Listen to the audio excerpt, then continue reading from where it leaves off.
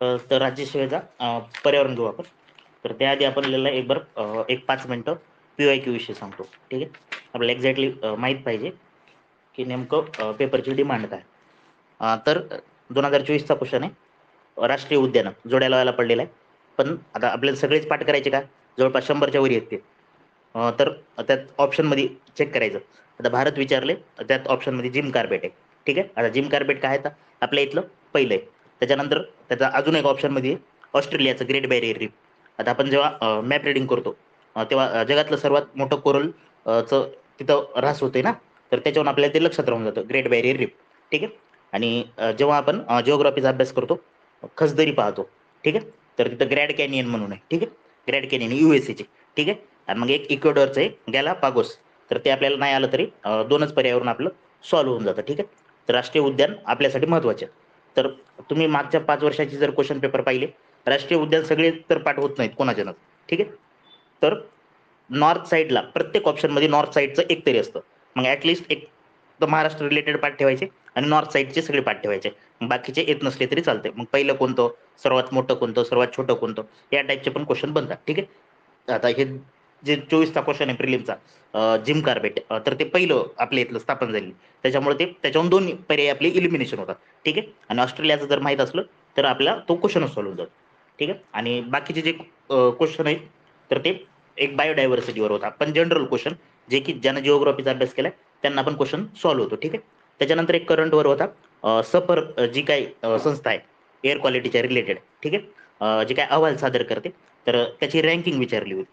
ठीक आहे. आणि त्याच्यानंतर एक क्वेश्चन टफ होता जे की पॅन याचा कसा परिणाम होतो, म्हणजे त्याचा लॉंग फॉर्म विचारला होता, जे की जनरली आपण करत नाही. ठीक आहे. म्हणजे 5 जर क्वेश्चन जर विचारत असतील तर त्यापैकी एक जरी आपल्या आउट तर 4 तर नक्कीच आपल्याला यायला पाहिजे. तसे 5 पैकी 5 येतात. फक्त गेल्या वर्षी एक थोडासा टफ होता क्वेश्चन. ठीक आहे. त्याच्यानंतर आपल्यासाठी महत्त्वाचे टॉपिक म्हणलं तर परिस्थितिकी, त्यानंतर सर्वात जास्त बायोडायव्हर्सिटी. ठीक आहे. एक्झॅक्टली आपल्याला कन्सेप्ट माहित पाहिजे. इकॉलॉजी काय, इकोसिस्टम काय, इकोटोन काय. ठीक आहे.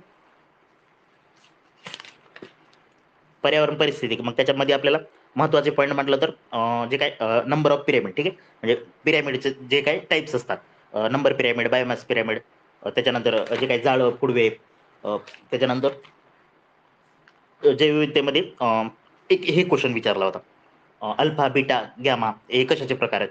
त्याच्यानंतर इकॉलॉजी ही डेफिनेशन कोणी दिली, किंवा हा वर्ड कोणी दिला, इकोसिस्टम कोणी दिला, त्यानंतर इकोटोन म्हणजे काय. ठीक आहे. त्यानंतर जैवविविधता, तर 2023चा क्वेश्चन आहे कीस्टोन स्पेसिस. ठीक आहे. कीस्टोन स्पेसिस काय असतात. ठीक आहे. एक आराखडा आपल्याला माहित असलं म्हणजे, आता हे क्वेश्चन विचारलं आहे. ठीक आहे. तर महाराष्ट्र आणि अभयारण्य जोड्या लावा. आंध्र प्रदेश, महाराष्ट्र, पश्चिम बंगाल आणि गोवा. ठीक आहे. आता आपल्याला महाराष्ट्रातलं एक्झॅक्टली पाठच पाहिजे सगळे. ठीक आहे. त्यानंतर गोव्याचं, आंध्र प्रदेश आणि पश्चिम बंगाल, म्हणजे याच्यावर जरासं फोकस करायचं ज्याच्यावर रेग्युलर क्वेश्चन जास्त येतात. त्याच्यानंतर राखीव जीवावरण आणि जीवनमंडळ.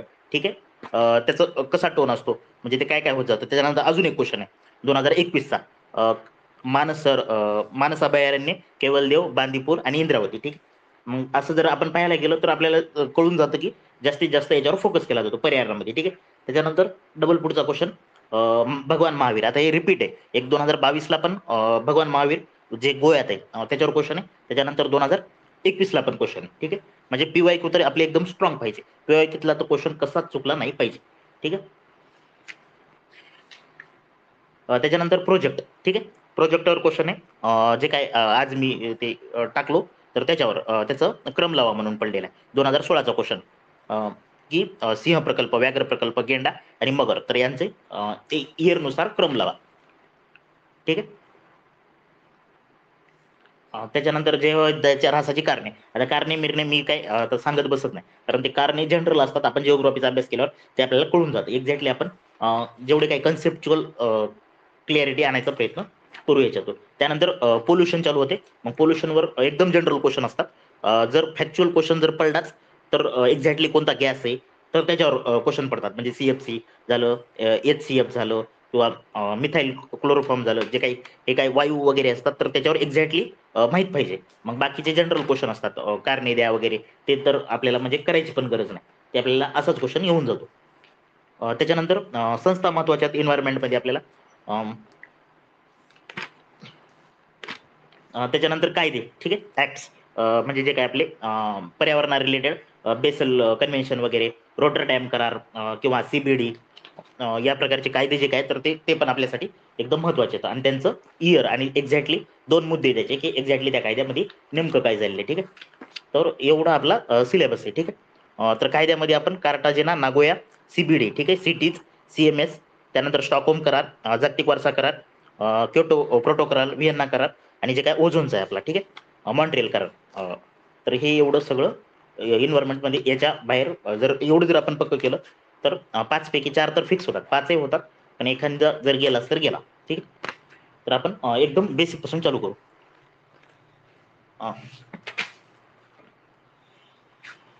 तर इन्व्हायरमेंट, तर सर्वात पहिलं आपण डेफिनेशन समजून घेऊ.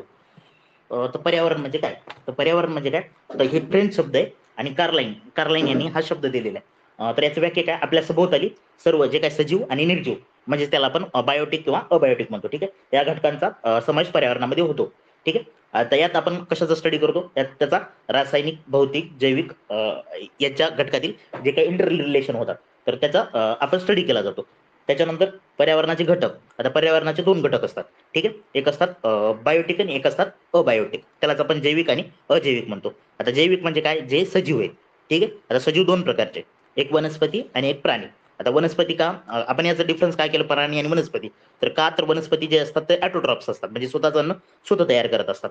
ठीक आहे, आणि प्राणी जे असतात तर ते हेट्रोट्रॉप्स असतात, कारण ते अन्नासाठी दुसऱ्यावर डिपेंड असतात. त्याच्यानंतर अजैविक, त्यालाच आपण नॉन लिव्हिंग म्हणतो. ठीक आहे, तर नॉन लिव्हिंग मध्ये आपण काय पाहतो, पाण्याचा स्टडी करतो, त्यानंतर प्रकाश झालं, तापमान झालं आणि जमीन झालं. ठीक आहे, तर याचा आपण स्टडी करत असतो.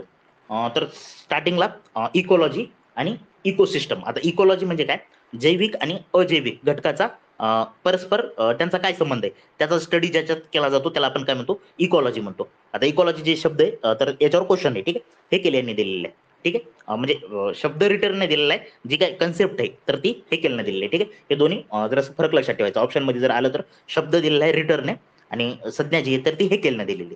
ठीक आहे, त्याच्यानंतर याचा समावेश, तर लोकसंख्येचा आकार, त्याची घनता, त्याचं वितरण, त्याची ऊर्जा, तर याचा प्रवाहाचा आपण स्टडी केला जातो. ठीक आहे, आता संरचना जर पाहायला गेली इकॉलॉजीची तर आपण त्याच्यात वेगवेगळं टाईप पाहतो. ठीक आहे, तर त्याच्यामध्ये सर्वात पहिलं स्पेसिस. ठीक आहे, स्पेसिस म्हणजे काय असतंय, प्रजाती म्हणतो त्याला मराठीत आपण, प्रजनन करणारे सजीव, म्हणजे जे काही प्रजनन करतात तर त्याच्या सजीवाला म्हणजे वाघ झाला किंवा हरिण झालं तर त्यांचं ते एक स्पेसिस झालं विशिष्ट. ठीक आहे, त्यानंतर पॉप्युलेशन, मग एकाच प्रजातीची काय होते संख्या विशिष्ट वाढत जाते तर त्याला आपण काय म्हणतो, पॉप्युलेशन. म्हणजे समजा हरिण तर हरणाची संख्या वाढत चालली तर त्याला आपण म्हणतो पॉप्युलेशन. मग त्याच्या पुढे गेलं तर आपण कम्युनिटी म्हणतो. ठीक आहे, जीव समुदाय. ठीक आहे, त्याला मराठीत काय म्हणतात, जीव समुदाय, एकाच भागातील परस्पर आंतरक्रिया करणाऱ्या सर्व सजीवांचा समूह. ठीक आहे, म्हणजे त्याच्यात म्हणजे निवळ आता हरिणच नाही येणार, दुसरे पण थोडेफार येणार. ठीक आहे, त्याला आपण कम्युनिटी म्हणतो. ठीक आहे, एकापेक्षा जास्त प्रजाती म्हणजे एकापेक्षा जास्त स्पेसिस जर त्याच्यात असेल तर त्याला काय म्हणतो आपण, कम्युनिटी म्हणतो. ठीक, त्याच्यानंतर मग त्याच्यानंतर येते इकोसिस्टम.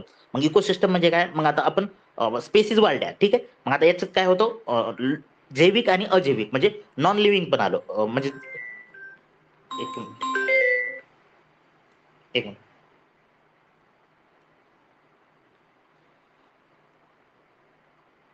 Just 1 minute. हां, ठीक आहे, कुठं होतो आपण, इकोसिस्टम.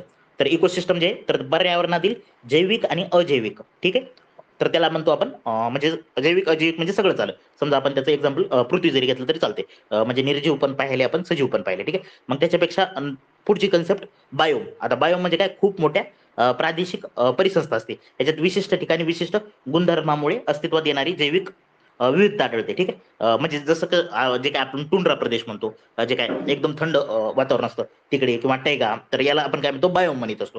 त्यानंतर बायोस्फिअर. आता बायोस्फिअर काय कन्सेप्ट आहे, पृथ्वीच्या सजीवांच्या अस्तित्वाचा पट्टा. ठीक आहे, सर्व छोट्या मोठ्या परिसंस्था मिळून त्याला आपण बायोस्फिअर म्हणत असतो.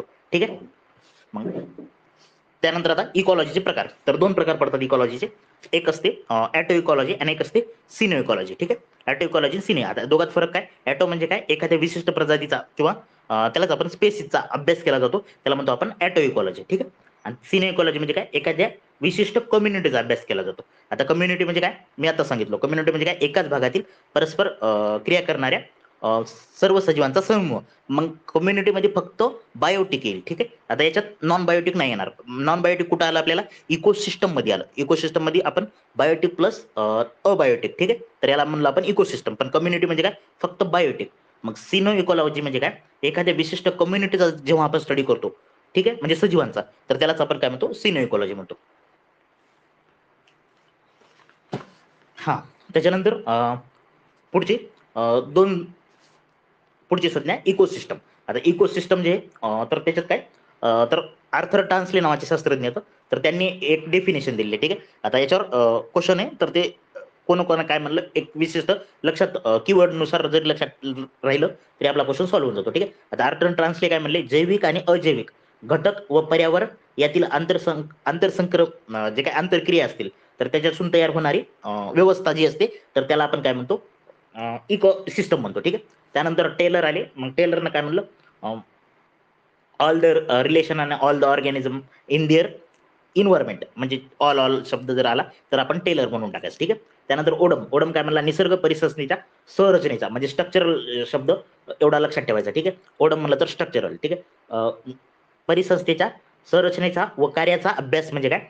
इकोसिस्टम. त्यानंतर हे केलं काय म्हणला? सजीवांच्या सेंद्रिय आणि असेंद्रिय म्हणजे ऑर्गॅनिक आणि इनऑर्गॅनिक या वातावरणाशी असणारा संबंध.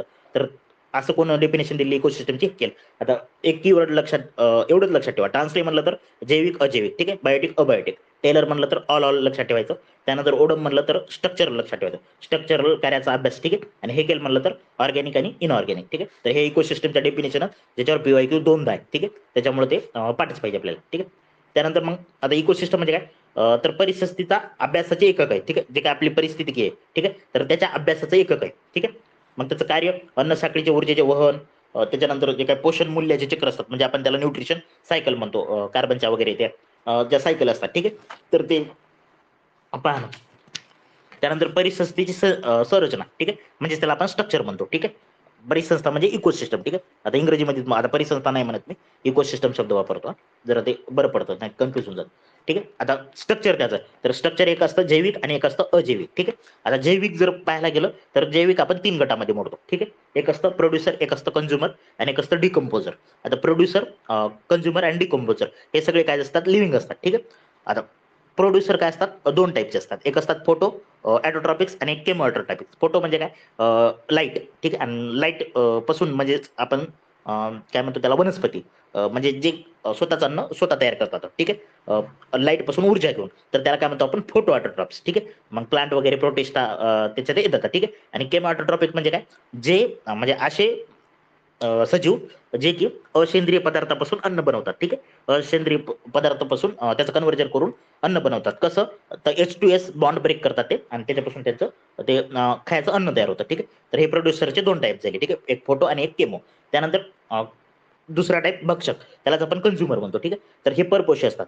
ठीक आहे. त्याच्यात आपण पण येतो. ठीक आहे. परपोषी मग त्याचे प्रकार एक असतात प्रायमरी, एक असतात सेकंडरी आणि एक असतात टर्शरी. ठीक. तर प्रायमरी म्हणजे प्राथमिक, द्वितीय आणि तृतीय. ठीक आहे. तर प्रायमरी म्हणजे काय? असे सजीव जे काय म्हणतात त्याला? अ, अ, वनस्पतीवर डिपेंड असतात. त्याला आपण हर्बिव्हरस म्हणतो. ठीक आहे. जसं की गाय झालं, त्याच्यानंतर हरिण झालं, तर हे काय करतात? ते वनस्पतीला खातात. ठीक आहे. तर त्याला आपण म्हणतो प्रायमरी. त्याच्यानंतर जे काही द्वितीय असतात तर ते काय करतात? जे काही गाय मी वगैरे हरिण जे असतात तर ते यांना खाऊन घेतात. ठीक आहे. तर त्याला आपण कार्निव्हरस म्हणतो. ठीक आहे. तर प्राथमिक भक्षकांना खाणारे. ठीक आहे. त्यात कोल्हा येतो. ठीक आहे. कोल्हा वगैरे असे प्राणी येतात. त्याच्यानंतर तृतीय भक्षक किंवा ज्याला आपण ओमनिव्हरस म्हणतो किंवा मिश्र हारी. ठीक आहे. तर हे काय करतात? प्राथमिक आणि द्वितीय अशा दोघांकडे जातात. म्हणजे ते काय करतात? वनस्पती बी चालते त्यांना आणि बाकी हे पण चालते म्हणजे वगैरे जे काही द्वितीय असतात ते किंवा मटण खाणारे राहतात, सगळं चालते. म्हणजे वाघ झालं, आपण झालं. ठीक आहे. तर त्याला आपण ओमनिव्हरस म्हणतो. त्यानंतर पुढचा घटक असते विघटक, त्यालाच आपण डिकम्पोजर्स म्हणतो. ठीक आहे. आता डिकम्पोजर म्हणजे कोणते? जे काही मायक्रो ऑर्गॅनिझम असतात. त्यानंतर त्याच्यात मग ते सॅप्रोफायटिक असतात, स्कॅव्हेंजर्स असतात. ठीक आहे. स्कॅव्हेंजर्स म्हणजे काय? जे काय ते मेलेले प्राणी वगैरे असतात तर त्याच्यावर जगणारे असतात. ठीक आहे. त्या ऑर्गॅनिक पदार्थाचं इनऑर्गॅनिक मध्ये रूपांतर करून जगणारे राहतात. ठीक आहे. हे महत्वाचा मुद्दा आहे. ठीक आहे. ऑर्गॅनिकचं इनऑर्गॅनिक मध्ये कन्व्हर्जन करून राहतात. ठीक आहे. जीवाणू वगैरे बुरशी वगैरे ते लक्षात राहतात. ठीक आहे. आता जैविकचं आपण पाहिलं 3 टाईप, एक प्रोड्युसर, कंझ्युमर आणि डिकम्पोजर. त्यानंतर आता अजैविक, अजैविकलाच आपण नॉन लिव्हिंग म्हणतो. ठीक. आता नॉन लिव्हिंग म्हणजे काय, एक असतात ऑर्गॅनिक, ठीक आहे, एक असतात इनऑर्गॅनिक आणि एक असतात ॲटमॉस्फेरिक, ठीक आहे. आता ऑर्गॅनिक म्हणजे काय, जसं की आपण काय म्हणतात त्याला, कार्बोदके, प्रोटीन वगैरे, फॅट्स, हे घटक. त्याच्यानंतर इनऑर्गॅनिक म्हणजे काय, पाणी झालं आपलं, त्यानंतर वायू झाला, सूक्ष्मद्रव्य झालं. आणि ॲटमॉस्फेरिक म्हणजे काय, तापमान, प्रकाश, आर्द्रता, जे काय ॲटमॉस्फेरिक घटक असतात ते आपल्याला इझिली ते कळून जातं, ठीक आहे. तर तेवढं काही लॉजिकल नाही. त्यानंतर आता परिसंस्था जी आहे, ठीक आहे, तर त्याचं क्लासिफिकेशन. आता क्लासिफिकेशन दोन टाईपमध्ये पाहतो आपण. एक ते परिसंस्था एक्झॅक्टली कोण्या ठिकाणी, तर त्याच्यावरून एक टाईप पडतो त्याचा, त्याला म्हणतो आपण एक भूस्थिर म्हणजे टेरेस्ट्रियल आणि एक्वॅटिक जलीय, ठीक आहे. एक हे टाईप झाला. आणि त्याच्यानंतर एक दुसरा एक प्रकार पाहतो, एक असतात नॅचरल आणि एक असतात आर्टिफिशियल, ठीक आहे. नॅचरल म्हणजे कसं, आता जंगल कोणी तयार केले काय, नाही, ते ऑटोमॅटिक तयार झालं, मग त्याला काय म्हणतो आपण, नॅचरल. आणि त्याच्यानंतर आर्टिफिशियल म्हणजे कसं, मानव निर्मित.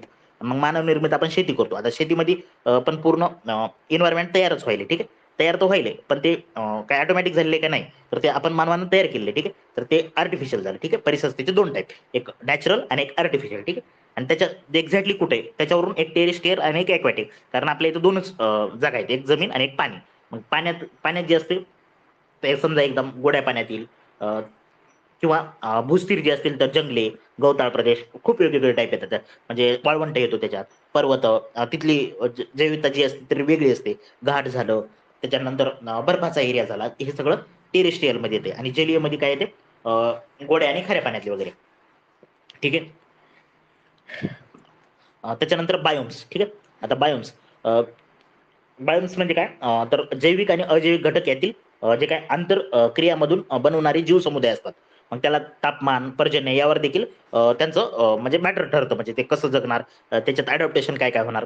तर हे महत्वाचे मुद्दे, ठीक. मग त्याच्यानुसार ते विषुववृत्तीय वर्षावने, समतोष्ण पानझडी, म्हणजे एक्झॅक्टली काय याच्यात तेवढं काही लक्षात ठेवायसारखं नाही. म्हणजे आता विषुववृत्ती म्हणजे काय, आता तिथं डेलीच पाणी पडतं, डेली पाणी पडतं, म्हणजे तिथले झाडं वगैरे असे वेगळ्या टाईपचे. आणि समजा आता वाळवंट घेतला आपण, आता वाळवंटात काय, तर पाणीच अवेलेबल राहीना.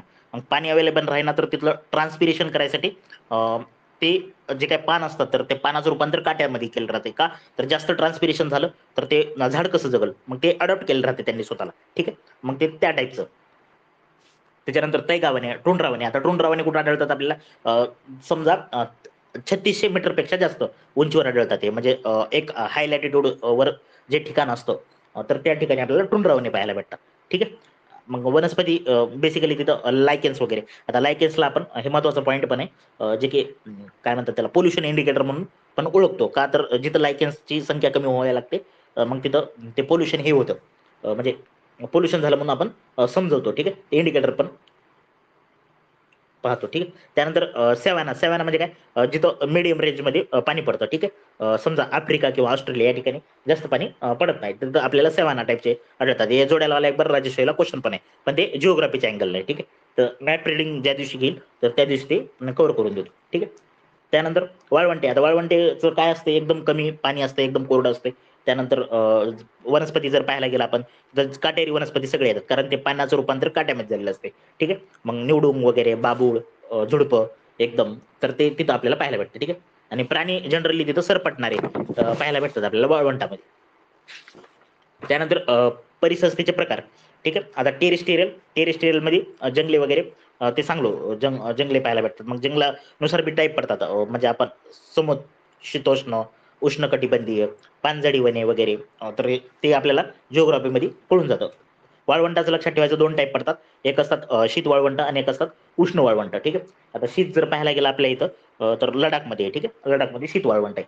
आणि उष्ण तर मग ते आपल्याला थारचं वाळवंट वगैरे ते आहे, ठीक आहे. मग घाट, मग घाट कशाला म्हणतो आपण, जे काय जिथं पर्वत वगैरे तयार झालेला आहे असा लांब सडक, त्याला आपण घाट म्हणतो. पूर्व घाट, पश्चिम घाट आपल्या इथं ते जे की महत्वाचे पॉईंट मानले जातात. त्यानंतर पर्वत, गवताळ प्रदेश. आता गवताळ प्रदेश, आता हे जोड्याला वाला क्वेश्चन आहे, ठीक आहे. गवताळ प्रदेशाचा म्हणजे कुठं एक्झॅक्टली काय आढळतं, तर प्रेरीचा म्हटलं तर अमेरिका लक्षात ठेवायचं, ठीक आहे. प्रेरीचा म्हटलं तर अमेरिका. त्याच्यानंतर स्टेपिस, स्टेपिसचा युरोप आणि रशिया लक्षात ठेवायचं, ठीक आहे. स्टेपिस, युरोप आणि रशिया. त्यानंतर पंपास, पंपास हे ब्राझील साईडच्या अर्जेंटिना आहे ना, तर त्या साईडला आपल्याला पंपास पाहायला भेटतो, ठीक आहे. गवताळ प्रदेश, ठीक आहे. त्यानंतर वेल्डचा, वेल्डचा दक्षिण आफ्रिकेची जी दक्षिण साईड आहे ना, त्या ठिकाणी आपल्याला वेल्डचा प्रदेश पाहायला भेटतो, ठीक आहे. त्यानंतर डाऊन्स, डाऊन्स आपल्याला ऑस्ट्रेलियामध्ये पाहायला भेटतो, ठीक आहे. तर हे महत्वाचं आहे जोड्याला मला, एक एकदा पिवायची त्याच्यावर, ते लक्षात ठेवून टाका, सोपं पण आहे.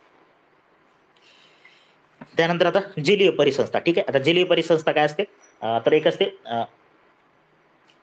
याचे दोन टाईप पडतात. ठीक आहे, जलीय परिसंस्थेचे एक पेलॅजिक आणि एक बेंथिक. ठीक आहे, आता पेलॅजिक म्हणजे काय, पेलॅजिकचे दोन टाईप पडतात, एक हॉरिझॉन्टल आणि एक व्हर्टिकल. ठीक, हॉरिझॉन्टल आणि व्हर्टिकल. आता एक्झॅक्टली फरक काय, तर किनारी भाग जे असतो, किनारी भाग, आता हॉरिझॉन्टल म्हणजे काय, जर त्याचं आपण आडवं पाहिलं, म्हणजे आता समुद्र असा जर सपाट जर घेतला तर त्याचा आडवं जर डिव्हिजन काय, आता किनाराचा वेगळा होतो आणि जे काय मिडलचा समुद्र होतो तो वेगळा होतो. ठीक आहे, व्हर्टिकल म्हणजे काय, असं पाण्याच्या मधात जायचं आणि त्याचे दोन भाग करत आहे, म्हणजे जिथपर्यंत प्रकाश पोहोचतो आणि जिथं म्हणजे एकदम प्रकाश पोहोचत नाही. ठीक आहे, तर त्याचे असे व्हर्टिकल आणि हॉरिझॉन्टल. मग आता व्हर्टिकल मध्ये फोटिक आणि अफोटिक. आता फोटिक म्हणजे काय, जिथपर्यंत सूर्याची किरण पेनिट्रेट होतात तर त्याला आपण म्हणतो फोटिक. ठीक आहे, मग जे काही प्राणी असतील जे सूर्यप्रकाशावर जगणारे किंवा ज्याला सूर्यप्रकाशाची नीड आहे तो ते तिथं जगतील. ठीक आहे, फोटिक मध्ये. आणि अफोटिक म्हणजे काय, जे समुद्राच्या एकदम तळाचा भाग. ठीक आहे, जिथं सूर्यप्रकाश सुद्धा पोहोचत नाही. ठीक आहे, तर त्याला काय म्हणतो आपण, अफोटिक. ठीक आहे, तर याच्याहून हॉरिझॉन्टल आणि व्हर्टिकल दोन. आणि बेंथिक एक विभाग पडतो. आता बेंथिक म्हणजे काय, समुद्र तळाचा पृष्ठभागाचे क्षेत्र, म्हणजे एकदम समुद्राच्या मिडलचं जे क्षेत्र असतं त्याला आपण बेंथिक म्हणतो. ठीक आहे, आता जलीय परिसंस्थेचे आपण क्लासिफिकेशन करतो, तर त्याच्यानुसार गोड्या पाण्यातील आणि संक्रमणात्मक आणि सागरी. ठीक आहे, तर हे तीन शब्द लक्षात ठेवायचे. एक गोड्या पाण्यातील, आता गोड्या पाण्याचं, आता गोड पाणी आहे म्हणून ते कसं कळायचं, तर ज्याचं प्रमाण, क्षाराचं प्रमाण, ज्या पाण्यात क्षाराचं प्रमाण 5 ppm पेक्षा कमी असेल. ठीक आहे, तर त्याला आपण गोड पाणी म्हणतो. ठीक आहे, जे की आपल्या नदीचं वगैरे असतं. ठीक आहे, आणि क्षार म्हणजे काय, क्षार म्हणजे काय, खारं पाणी त्याला म्हणतो आपण. तर ज्या पाण्यामध्ये क्षाराचं प्रमाण 30 ppm पेक्षा जास्त असेल. ठीक आहे, तर त्याला काय आपण म्हणतो, सागरी किंवा मराईन वॉटर म्हणतो. ठीक आहे, आणि संक्रमणात्मक म्हणजे काय, आता गोड्या पाणी आणि खारं पाणी या दोघांना जोडणारी एक असते ज्याला आपण संक्रमणात्मक प्रदेश म्हणतो. ज्या पाण्याचं क्षाराचं प्रमाण 5 ते 30 ppm पर्यंत असतं तर त्याला आपण म्हणतो संक्रमणात्मक क्षेत्र. ठीक आहे, तर हे एकदम महत्वाचं पॉईंट आहे. आता जे गोड्या पाण्यातून लक्षात ठेवायचं, एक असतं लेंटिक असतं आणि एक असतं लोटिक. आता हे लोटिकहून मी लक्षात ठेवलंय, लोटिक म्हणजे आता लवणलं ना, आणि लवणलं म्हणजे सांडून गेलं. मग ते सांडून गेलं म्हणजे असं पाणी वाहत आहे. ठीक आहे, तर ते लक्षात ठेवायचं. लोटिक म्हणजे वाहणारं पाणी, म्हणजे जसं की नदी. आता नदी जे झाली तर ते लोटिक टाईपचा आहे, म्हणजे प्रवाही पाणी. आणि लेंटिक म्हणजे काय, आपण तळ लक्षात ठेवायचं. ठीक आहे, तळ. आता ज्या ठिकाणी पाणी एकदम एका जागी स्थिर असतं तर त्याला आपण म्हणतो लेटिक म्हणतो. ठीक आहे, तलाव झालं, तळी झालं, सरोवर झालं. ठीक आहे, आणि लोटिक समजलंच असेल. ठीक आहे, नद्या, ओढे आणि झरे ज्याचं पाणी वाहतं त्याला आपण लोटिक म्हणतो. ठीक आहे, आता हे कळालंच असेल, गोड्या पाणी, खारं पाणी, संक्रमणात्मक आणि लेंटिक आणि लोटिक. त्याच्यानंतर इकोटोन, पुढची कन्सेप्ट. आता इकोटोन म्हणजे काय, दोन लगतच्या जीवसमुदायातील संक्रमणात्मक प्रदेश. म्हणजे आपण जर समजलं, आता इथं वाळवंट आहे. ठीक आहे, समजा एक एक्झाम्पल घेऊ, एक वाळवंट आहे आणि वाळवंटाच्या पलीकडून एक जंगल सुरू होणार आहे आपलं, म्हणजे विशिष्ट ठिकाणी.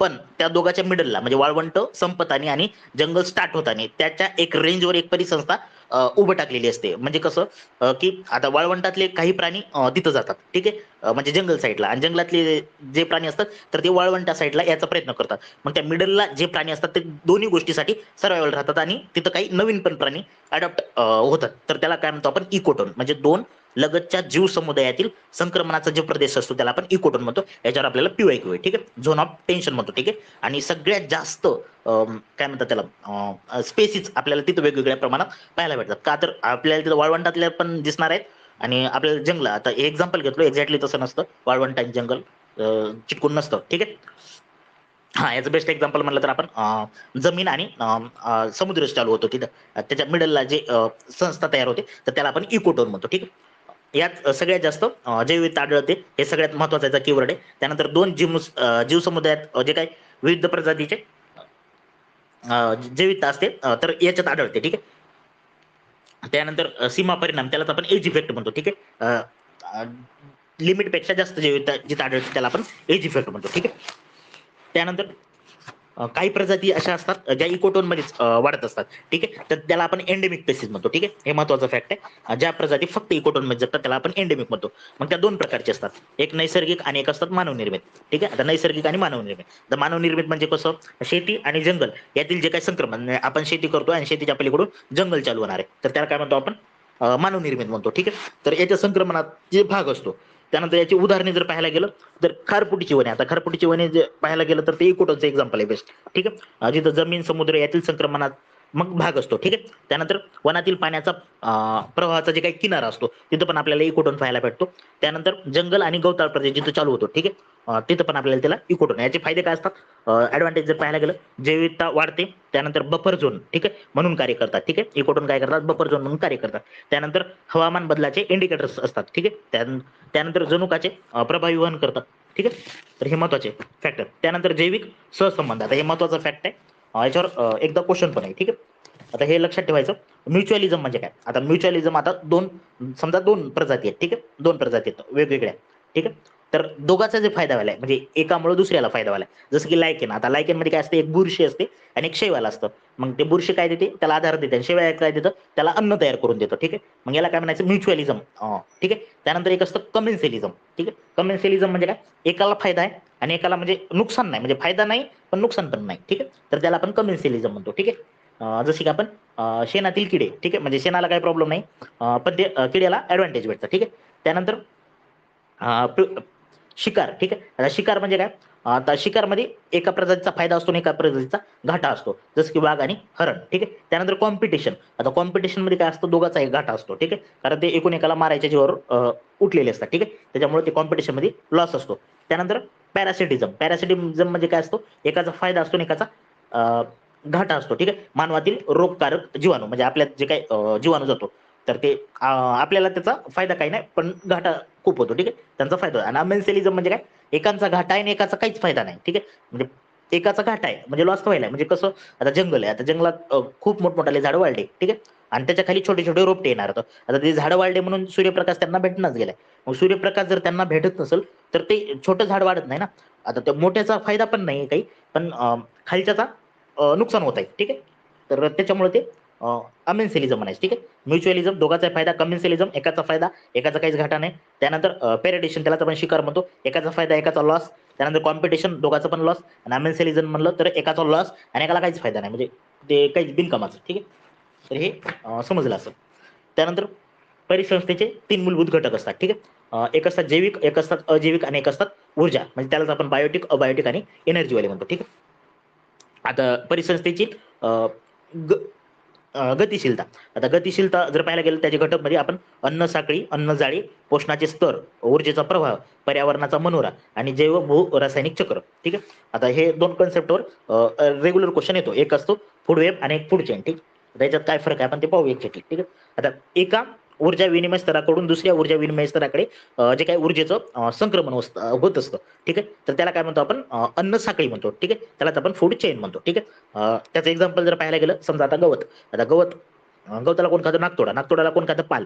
आणि पालला कोण खातं? ससा. आणि ससा, मग ते असं चक्र चालत जातं. ठीक आहे. सायकल. तर याला काय म्हणतो आपण? फूड चेन म्हणतो. आणि एक लक्षात ठेवायचं, समजा आता जे काही ऊर्जेचं संक्रमण होत असतं, तर ऊर्जेचं संक्रमण होताना एक लिंडमन नावाचा शास्त्रज्ञ आहे, तर त्यांनी 10% लॉ सांगितलेला आहे. म्हणजे ठीक आहे. म्हणजे 10% जी काही ऊर्जा आहे तर ती ट्रान्सफर होत असते आणि 90% म्हणजे ती कॅन्सल होत असते. ठीक आहे. म्हणजे फक्त प्रत्येक स्तरावर, म्हणजे आता गवताला जर नागतोडा खाणार असेल तर फक्त 10% ऊर्जा संक्रमित केली जाते. ठीक आहे. त्यानंतर याचे प्रकार. हां, पुढचे. आता फूड वेब एक कन्सेप्ट असतो. आता फूड वेब कसा असतो? म्हणजे अशी चेन चेन तर असतेच. पण चेनमध्ये काय असतो? आता समजा आता गिधाड आहे. ठीक आहे. गवतापासूनच घेऊ आपण गवता. आता गवताला कोण खाणार? नागतोडा खाणार. ठीक. आता नागतोड्याला पक्षी पण खाणार आणि बेंडूक पण खाणार. ठीक. आणि पक्षाला कोण खाणार? आता साप जो असतो तर बेडकाला पण खातो आणि पक्षाला पण खातो. ठीक आहे. म्हणजे असं एकच समजा एखादी विशिष्ट वस्तू आहे, तर ती दोघा तिघाला पण चालते. ठीक आहे. तर त्याला आपण म्हणतो, आता अन्न साखळीमधून जर एखादा निघून गेला घटक, तर ती साखळी एकदम स्टॉप होते. पण फूड वेब मधून जर एखादा निघून गेला तर ती स्टॉप होत नाही. ठीक आहे. तर हे दोघातला एक्झॅक्टली डिफरन्स आहे फूड चेन आणि फूड वेब मध्ये. ठीक आहे. त्याच्यानंतर पुढचा कन्सेप्ट पिरॅमिड्स, जे की आपल्या पेपरच्या दृष्टीने एकदम महत्वाचे. ठीक आहे. आता पिरॅमिड जे असतात तर ते आपलं एक असतो संख्येचा पिरॅमिड, त्यालाच आपण नंबर पिरॅमिड म्हणतो. आणि एक असतो जैव वस्तुमानाचा पिरॅमिड, त्यालाच आपण पिरॅमिड ऑफ बायोमास म्हणतो. ठीक आहे. आता संख्येचा जो पिरॅमिड असतो ते एक उभा असतो. ठीक आहे. अपराईट, म्हणजे उभा म्हणजे कसं? गवत. त्यानंतर पुढे त्याच्यावर ससा, त्याच्यावर कोल्हा, त्याच्यावर वाघ आणि त्याच्यावर गिधाड. ठीक आहे, म्हणजे वाघ जर मेला तर त्याला गिधाडे खातात. ठीक आहे, उत्पादक ते विघटक, संख्या घटत जाते एवढं लक्षात ठेवायचं. म्हणजे गवताची संख्या एकदम एक्स्ट्रीम लेवलला जास्त असते, त्याच्यापेक्षा कमी ससे असतात आणि त्याच्यापेक्षा कमी कोल्हे, अशी संख्या जशी जशी वर जातो तशी तशी घटत असते. ठीक आहे, आणि त्यानंतर उलटा म्हणजे कसं, आता समजा झाड आहे, झाडावर पक्षी बसतात आणि पक्षाला पॅरासाइट आणि पॅरासाइटला हायपर पॅरासाइट, तर हे त्याला ऊर्जा. ठीक आहे, आता हे म्हणजे एक्झॅक्टली मला सांगता येणार, म्हणजे सांगता येते पण ते तुम्हाला ते व्हिडिओ नसल्यानं ते एक्सप्लेन करता येणार गेले. या दोन्ही डायग्राम मी आपल्या चॅनलवर हे झालं की लगेच टाकतो. ठीक आहे, हा ऊर्जेचा पिरॅमिड एक पॉईंट लक्षात ठेवायचा. ऊर्जेचा पिरॅमिड जे आहे तर ते नेहमी उभाच असतो. ठीक आहे, उलटा वगैरे इथं काही टिक करीत बसायचं नाही. ठीक आहे, आणि ऊर्जेचे वहन एकाच दिशेने होते, हे पण महत्वाचं पॉईंट आहे. ऊर्जा ही फक्त युनिडायरेक्शनल, म्हणजे एकाच दिशेनं वाहत असते. ठीक आहे, ऊर्जेचा प्रमुख स्रोत जे असतो तर ते सूर्यप्रकाश असतो. ठीक आहे, आता सूर्यप्रकाश जे असतो तर ते उत्पादक घेतात. ठीक आहे, आणि उत्पादक मग तृणभक्षक पासून ते मांसभक्षक, आणि मांसभक्षकला कोण खातं तर ते विघटक खातात. ठीक आहे, तर हे एवढं लक्षात ठेवायचं. ठीक आहे, त्यानंतर लिंडबनचा ऊर्जा नियम, तर त्यांनी 10% लॉ सांगितलेला आहे. म्हणजे मी तुम्हाला आताच एक्सप्लेन केलं. 90% ऊर्जा जी काय लागणारी राहते तर ती स्टोअर केली जाते, आणि 10% फक्त ती ट्रान्सफर पुढे ढकलली जाते. ठीक आहे, 90% स्टोअर केली जाते आणि 10% पुढे ट्रान्सफर केली जाते. हे कोण सांगितलेलं आहे, लिंडबन यांनी सांगितलेलं आहे. त्याच्यानंतर पुढची एकदम महत्वाची कन्सेप्ट, त्याच्यावर पण पीवाय किंवा बायोमास, बायोमॅग्निफिकेशन आणि बायो ॲक्युम्युलेशन. म्हणजे याच्यात काय फरक आहे. आता बायो मॅग्निफिकेशन, आता मॅग्निफिकेशन म्हणजे काय, तर एका पोषण पातळीवरून दुसऱ्या पोषण पातळीवर जर एखाद्या घटकाचे प्रमाण जर वाढत गेलं तर त्याला आपण म्हणतो बायो मॅग्निफिकेशन. म्हणजे एका प्राण्यापासून, म्हणजे एका ठिकाणापासून दुसऱ्या ठिकाणी वाढत चालले. पण आता बायो अक्युमुलेशन म्हणजे काय, एका पोषण पातळीवर प्रदूषकाचा प्रमाण, म्हणजे आता समजा आता काय म्हणतात ते, एकच मासा आहे आणि तेच प्रदूषण सारखं खायला आहे. म्हणजे आपण शार्क घेतला, आता शार्क छोटे छोटे छोटे छोटे मासे खात राहतो. ठीक आहे, मग ते सगळं खात राहायला म्हणजे ते एकाच प्राण्यामध्ये त्याची एक्स्ट्रीम लेवलला वाढवायली, तर त्याला आपण म्हणलो बायो अक्युमुलेशन. आणि बायो मॅग्निफिकेशन म्हणजे काय, तर ते एका संस्थेतून दुसऱ्या संस्थेतून तिसऱ्या संस्थेत जर ट्रान्सफर होत असेल तर त्याला आपण म्हणतो बायो अक्युमुलेशन. ठीक आहे, तर शरीराच्या, हा एक मिनिट, आता एक्झाम्पल सांगतो याचं. डीडीटीचे गवताद्वारे अन्न साखळीत एंट्री होते. ठीक आहे, आता डीडीटी आपण कशावर फरवतो, गवतावर, आणि गवत कोण खातात, मग दुसरे प्राणी खातात. ठीक आहे, मग हे झालं बायो अक्युमुलेशन. ठीक आहे,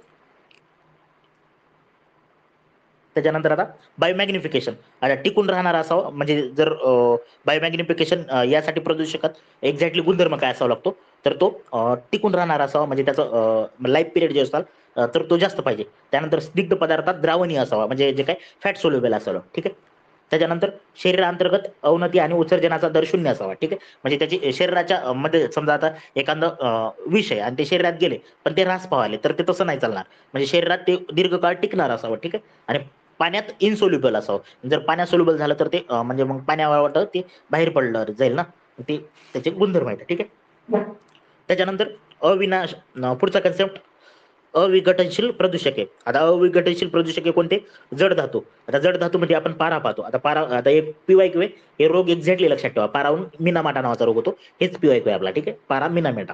ठीक आहे, त्याच्यानंतर कॅडमियमने इटाई नावाचा रोग होतो. ठीक आहे, कॅडमियम इटाई, आणि त्यानंतर अर्सेनिक, त्याने ब्लॅकफुट होतो. ठीक आहे, आता हे तिन्ही पाठ ठेवा. याला जड धातू म्हणतो आपण, हेवी मेटल्स. ठीक आहे, पारा, शिशे, कॅडमियम आणि काय म्हणतात त्याला, अर्सेनिक. ठीक आहे, पारा आणि मिनामाटा, कॅडमियम इटाई आणि अर्सेनिक म्हणलं तर ब्लॅकफुट. ठीक आहे, त्यानंतर विषारू रसायने. आता विषारी रसायनामध्ये, हा एक मिनिट, हा जे काही घातक असतात एकदम आपल्या शरीराला, तर त्याला आपण विषारी रसायने म्हणतो. ठीक आहे, त्यानंतर कीटकनाशक, त्यालाच आपण इन्सेक्टिसाइड्स म्हणतो. ठीक आहे, डीडीटीचं आपण आता एक्झाम्पल घेतलं, ते काय कीटकनाशक आहे. ठीक आहे, त्यानंतर रेडिओ ऍक्टिव्ह आयसोटॉप्स, म्हणजे जे काही किरणोत्सारी पदार्थ, तर हे काय असतात, ते अविघटनशील प्रदूषक येतात, म्हणजे जे काही पर्यावरणात असे पडून राहतात. त्यानंतर इकॉलॉजिकल सक्सेशन म्हणजे काय, आता परिसंस्थेमध्ये पर्यावरणातील बदलाप्रमाणे बदल घडून जीवसमुदायास स्थैर्य प्राप्त होण्याची क्रिया, म्हणजे त्याला एक स्थैर्य प्राप्त होतं, तर त्याला काय म्हणतो आपण, इकॉलॉजिकल सक्सेशन म्हणतो. ठीक आहे, हे असतं दोन प्रकारचं, एक असतं ॲटोजेनिक आणि ॲलोजेनिक. आता याच्या डीपमध्ये काय तेवढं जात नाही. त्यानंतर परिसंस्थेत संक्रमणाचे प्रकार, तर हे दोन टाईपचं असतं, एक असतं प्रायमरी आणि एक असतं सेकंडरी. ठीक आहे, आता प्रायमरी मध्ये काय, पूर्वी कधी जीवसृष्टी नसणाऱ्या प्रदेशात नव्याने जीवसृष्टी उभारणे. ठीक आहे, तर त्यालाच आपण पायनियर प्रजाती म्हणतो. म्हणजे तिथं याच्या आधी काहीच नव्हतं. ठीक आहे, म्हणजे एखादा प्रदेश आहे, समजा जमीन आहे, तर तिथं याच्या आधी काहीच नव्हतं आणि तिथं आतापासून सुरुवात व्हायली की डेव्हलपमेंटची. म्हणजे नवीन नवीन हळूहळू पाणी पडतंय. समजा आपण पृथ्वी स्टार्टिंगला जर पृथ्वी जर इमॅजिन केली स्टार्टिंगला, तर जेव्हा पाणी पडलं असेल, मग ते सेल तयार झाली असेल, मग ते हळूहळू वातावरण तयार झालं असेल, मग असं या प्रकारे, तर त्याला आपण म्हणतो प्रायमरी सक्सेशन. ठीक आहे, म्हणजे स्टार्टिंगची सुरुवात व्हायली. ठीक आहे, पूर्वी कधी तिथं काही नव्हतं. आणि द्वितीय म्हणजे काय, समजा आता जंगल आहे, जे काय अमेरिकेमध्ये वनवा लागला होता. आता जंगल आहे, अचानक काहीतरी जाळ लागला आणि ते सगळं जळून गेलं आणि मग तिथं जर नवीन प्रजाती तयार होत असतील, तर ते झालं सेकंडरी. म्हणजे कसं, ऑलरेडी आधी काहीतरी होतं आणि त्याच्या बेसवर तयार व्हायले. प्रायमरी म्हणजे कसं, तिथं काहीच नव्हतं, एकदम स्टार्टिंग पासून सुरुवात होणार आहे. ठीक आहे, मग याच्यानुसार याचे टप्पे पडतात. ठीक आहे, तर टप्प्याचा क्रम आपल्यासाठी महत्वाचा आहे. ठीक आहे, पहिल्यांदा असतं न्यूडेशन. न्यूडेशन म्हणजे काय, सगळं उघडं, म्हणजे तिथं काहीच नसतं. ठीक आहे, उजाड क्षेत्राची निर्मिती होते म्हणजे. ठीक आहे, त्यानंतर मायग्रेशन होतं, त्यानंतर इस्टॅब्लिशमेंट होतं, त्यानंतर अग्रिगेशन होतं, त्याच्यानंतर रिॲक्शन होतं आणि त्याच्यानंतर स्टॅबिलायझेशन होतं. ठीक आहे, म्हणजे ते तिथं पूर्ण तयार होतं. ठीक आहे, आणि मग या टप्प्यामध्ये मग आता समजा आता एखादं समजा झाड होतं. ठीक आहे, आता पेशी तयार झाली, मग पेशाचे वेगवेगळे प्राणी तयार झाले. मग वेगवेगळे प्राणी तयार झाले म्हणजे समजा आता समजा वाघ तयार झाला. मग वाघामध्ये सिंहामध्ये कॉम्पिटिशन लागतं. ठीक आहे, कॉम्पिटिशन मधून त्याच्या पुढे रिॲक्शन आणि नंतर मग ते स्थिरीकरण होतं. म्हणजे समजा आता एकदम नॅचरल, आता वाघाने किती पण जंगलातलं काही पण खाऊ दे, तर ते काय संपणार आहे का, नाही. कारण त्याच्या खालची जी काही प्रजाती, तर त्याची पण संख्या वाढत राहते आणि त्याच रेंजमध्ये जे काही वाघ आहेत त्यांची पण संख्या वाढत राहते. ठीक आहे, मग ते त्याच्यावर लक्षात ठेवायचं. रिॲक्शन आणि रिॲक्शन झाल्यावर मग एकदम शेवटला स्थिरीकरण होत असतं. ठीक आहे, आता कीस्टोन स्पेसिस 2024चा क्वेश्चन आहे. आता कीस्टोन म्हणजे काय, अशी प्रजाती जी की परिसंस्थेत एकदम महत्वाचा रोल निभावते. म्हणजे तिला जर काढून टाकलं, समजा आपण आता वाघच काढून टाकला याच्यामधून जंगलामधून, तर आता त्या हरणा वगैरेला कोण खाणार, मग त्या हरणाची संख्या एक्स्ट्रीम लेवलला वाढून जाणार. त्याच्यासाठी ते वाघ पाहिजेच तिथं. ठीक आहे, म्हणजे अशी प्रजाती जी परिसंस्थेत एकदम गरजेचीच आहे, त्याला आपण म्हणतो कीस्टोन स्पेसिस. ठीक आहे, मग याचा रोल काय असतो, तो काय करतो, पॉप्युलेशन कमी करत असतो. ठीक आहे, पॉप्युलेशन कमी करतो किंवा मेंटेन ठेवायचा प्रयत्न करतो. त्यानंतर एक असते फाउंडेशन पेजेस. आता फाउंडेशन पेज म्हणजे काय, एखाद्या प्रजातीचा पाया ज्या प्रजातीचे तयार करते, म्हणजे नवीन प्रजाती निर्माण व्हायली, तर त्याला आपण म्हणतो फाउंडेशन. त्यानंतर इंडिकेटर. ठीक आहे, इंडिकेटर स्पेसिस असते. इंडिकेटर म्हणजे काय, जसं आपण लायकेन लायकेन आताच एक्झाम्पल घेतलं, प्रदूषणाचं इंडिकेटर आहे. म्हणजे ती काहीतरी निर्देशक द्यायली, तर त्याला आपण इंडिकेटर म्हणतो. ठीक आहे, त्यानंतर फ्लॅगशिप स्पेसिस. फ्लॅगशिप म्हणजे काय, एकदम महत्वाची IMP स्पेसिस असते. त्यानंतर एक असते अम्ब्रेला स्पेसिस. म्हणजे एका प्रदेशातून दुसऱ्या प्रदेशात जे प्राणी असतात, जे काही स्थलांतर करत असतात, तर त्याला आपण म्हणतो फ्लॅग अम्ब्रेला स्पेसिस. ठीक आहे, तर कीस्टोनवर गेल्या वर्षी क्वेश्चन होता, म्हणून हे एक्स्ट्रा सांगलो, नाहीतर ते काही गरज नव्हती. 23ला, सॉरी 24ला नाही, 23ला क्वेश्चन होता त्याच्यावर. ठीक आहे, हां. त्याच्यानंतर ते लायकेन म्हणलो ना, तर ते लक्षात ठेवा, अल्गी आणि फंगायचं ते कॉम्बिनेशन आहे. ठीक आहे, हां. त्याच्यानंतर पुढचं पुढचं आपण आता पाहू बायोडायव्हर्सिटी. ठीक आहे, आता बायोडायव्हर्सिटी जी आहे तर ती, एक मिनिट, याच्यावर पण क्वेश्चन आहे 2023ला.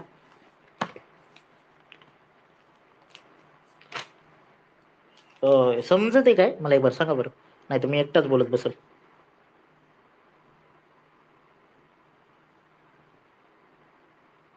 हॅलो, समजतंय का, एकदा मॅसेज करा. हां, ठीक आहे, ठीक आहे. बुक कोणतं पण ठेवू शकता ना, एन्व्हायरमेंटचं जे तुमच्याकडे आहे.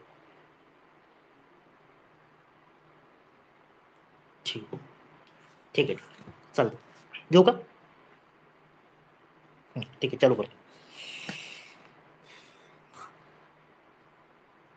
हां, कुठं होतो आपण, हां, बायोडायव्हर्सिटी. ठीक आहे, तर बायोडायव्हर्सिटी लक्षात ठेवायचं. बायोडायव्हर्सिटीचे जर टाईप पाहायला गेला आपण, तर एक जनुकीय जैविकता असते, त्यालाच आपण जेनेटिक म्हणतो. एक असतो स्पेसिस बायोडायव्हर्सिटी आणि एक असते इकोसिस्टम बायोडायव्हर्सिटी. ठीक आहे, आता जनुकीय म्हणजे काय, सजीवांचा DNA आणि जीन मधला जो काही फरक असतो, तर त्याला आपण म्हणतो जनुकीय. ठीक आहे, आणि जीव प्रजाती म्हणजे प्रजातीमध्ये वेगवेगळा असेल, जसं की वनस्पती, प्राणी, किंवा आपण ते सूक्ष्मजीव वगैरे म्हणलो. ठीक आहे, म्हणजे प्रजाती प्रजातीमध्ये जर फरक असेल, तर त्याला आपण म्हणतो स्पेसिस बायोडायव्हर्सिटी. ठीक आहे, आणि परिसंस्था म्हणजे काय, म्हणजे एकदम परिसंस्थात वेगळे, म्हणजे तलावातले प्राणी वेगळे, त्यानंतर आपण असे टुंड्रा किंवा गवताळ प्रदेशातले प्राणी वेगळे, तर त्याला आपण म्हणतो परिसंस्थेतील बायोडायव्हर्सिटी. आणि जे काही प्रकार आहेत तर ते आर एच विटाकर हे नाव लक्षात ठेवा, एकदम महत्वाचं फॅक्ट आहे. ठीक आहे, आर एच विटाकर यांनी दिलेले. ठीक आहे,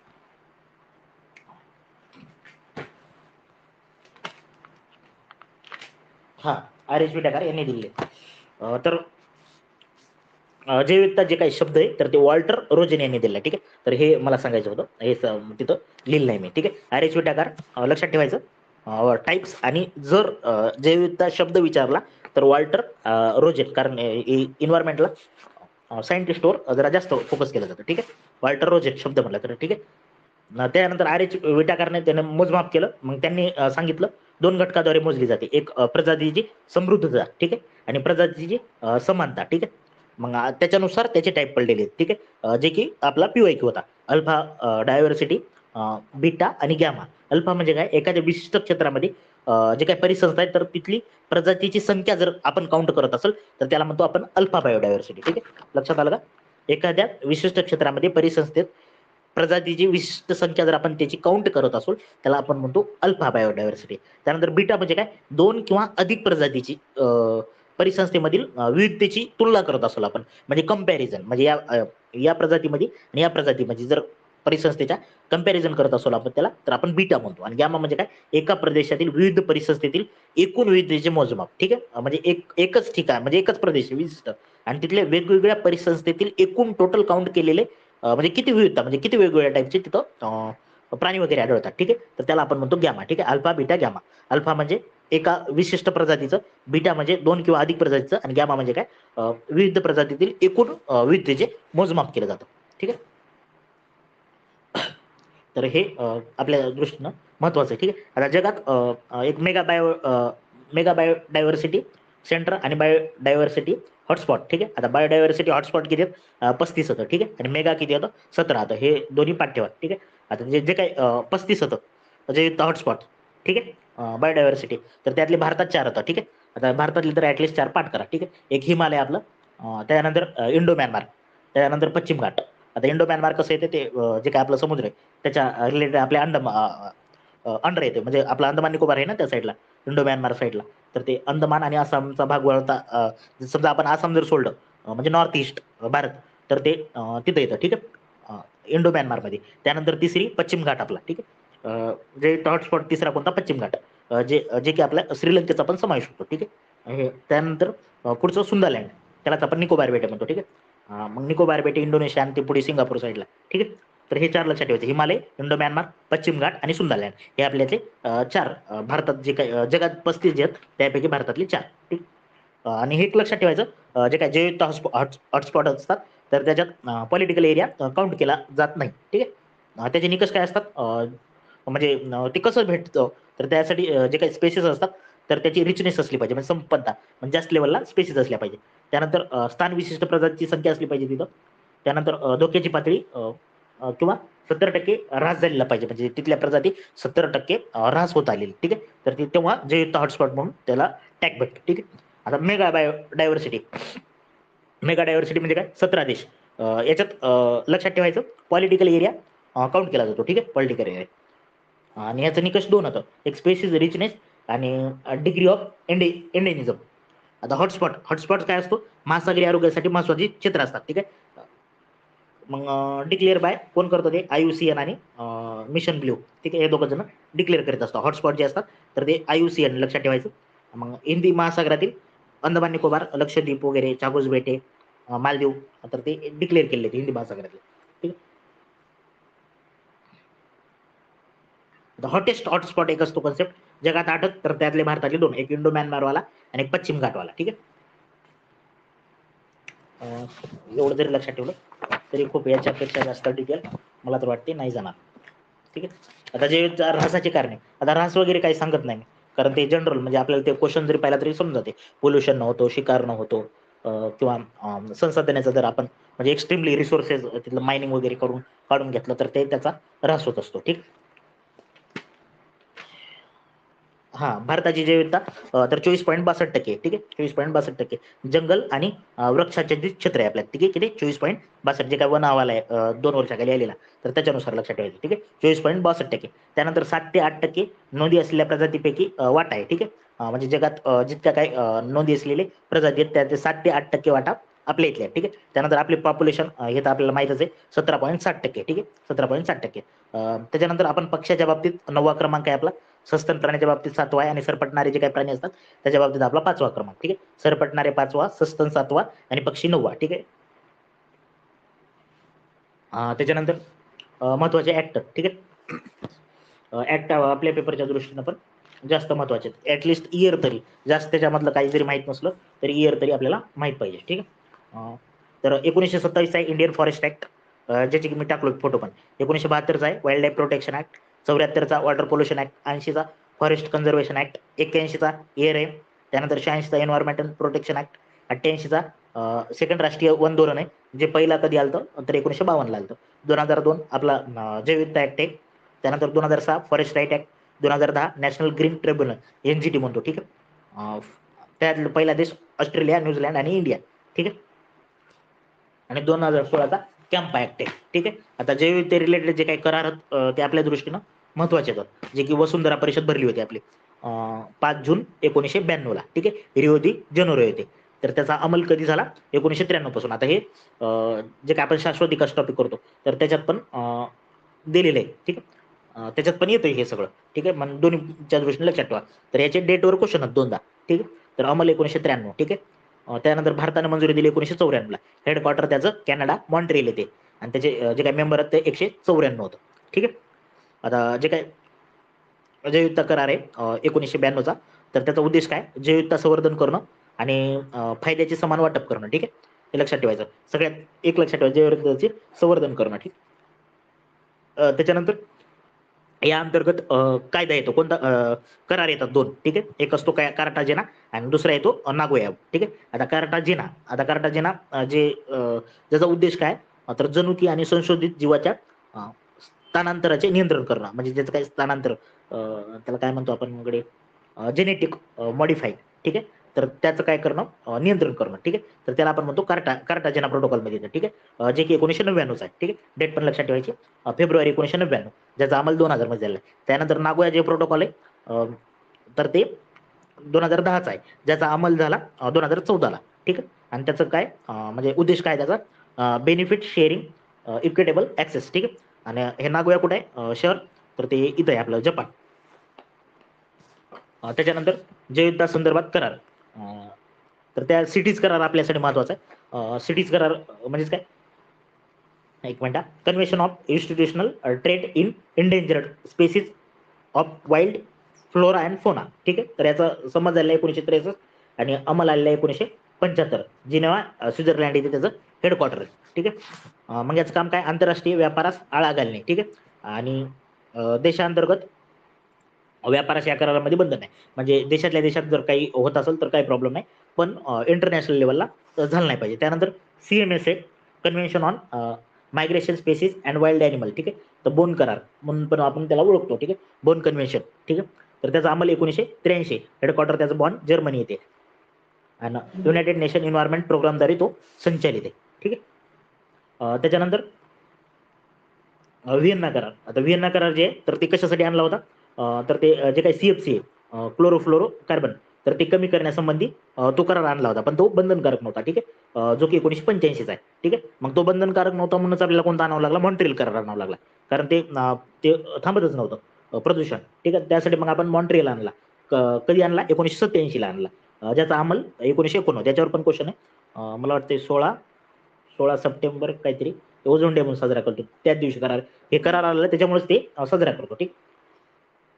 मॉन्ट्रियल करार आला, ठीक आहे. त्याच्यानंतर किगाली करार 2016 चा आहे. HFC जे काही प्रदूषक आहे तर त्याच्यावर कंट्रोल करण्यासाठी किगाली, ठीक आहे. त्याच्यानंतर हा एवढं जरी लक्षात ठेवले कायदे तर ते आपल्यासाठी मोर दॅन सफिशियंट आहे.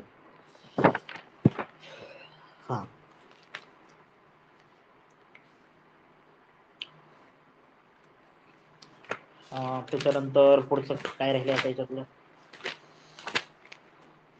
हॉटस्पॉट ठिकाण घेतलं.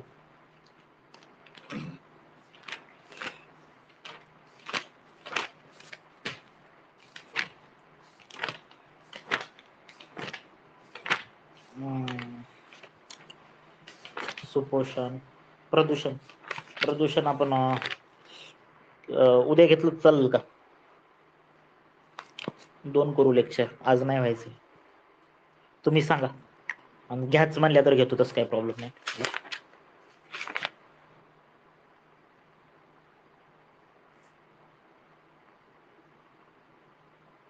घ्या सर उद्या, ठीक आहे चालतंय, उद्या घेऊ आपण. आपलं मग याच्यातलं राहून जाते. आता परिसंस्था वगैरे आपण सगळं महत्वाचं केलंय. हे बरं कमेंट करून सांगा, समजाईल काय काही काय असं मी एकटाच घेईल.